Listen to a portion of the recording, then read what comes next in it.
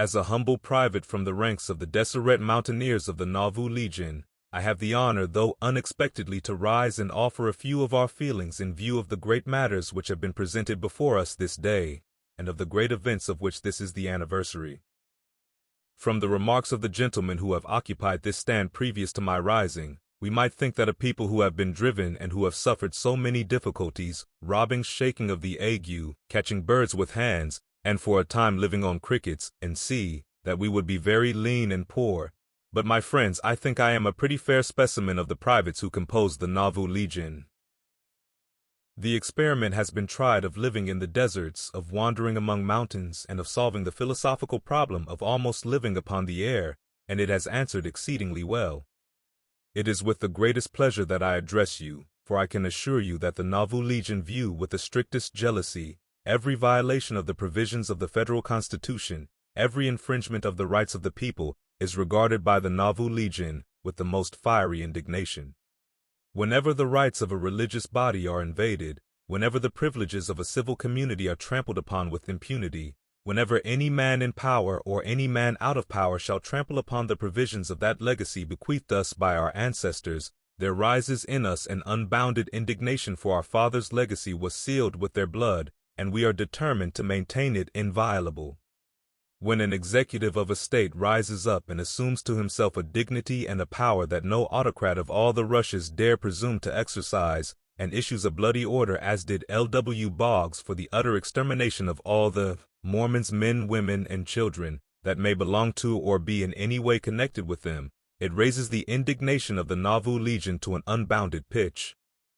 What is more curious than all the rest, it frequently occurs in all governments that corruption arises among the people become corrupt, and to a great extent it must affect the government also. No matter how good its form may be, the corruptions that arise among the body of the people must in a great measure paralyze the head of the government.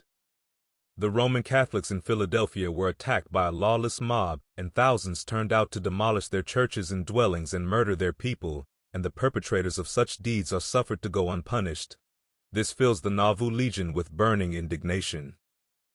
The legacy bequeathed to us by our forefathers was a constitution which will protect every man in his civil and religious rights, and where this legion is, woe to him that infringes upon these constitutional liberties.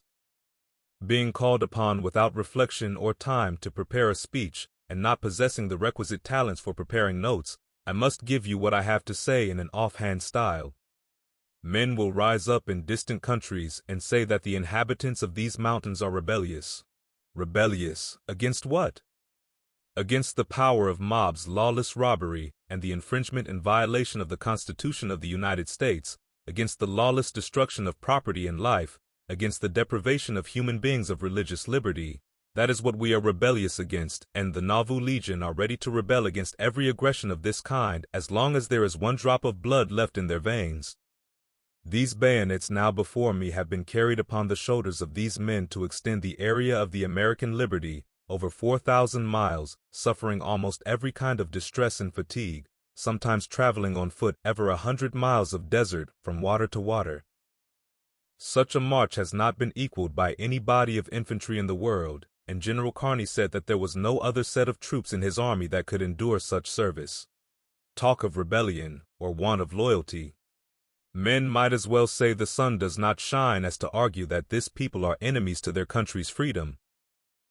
There is a spirit of religious intolerance that has arisen in the minds of a great many men against this people in the present age. They say, "You shall think as I think, or damn you, we'll destroy you." General Joseph Smith, the commander of our legion, was treacherously murdered, and his noble brother by his side also, while under the pledge of safety of Governor Thomas Ford.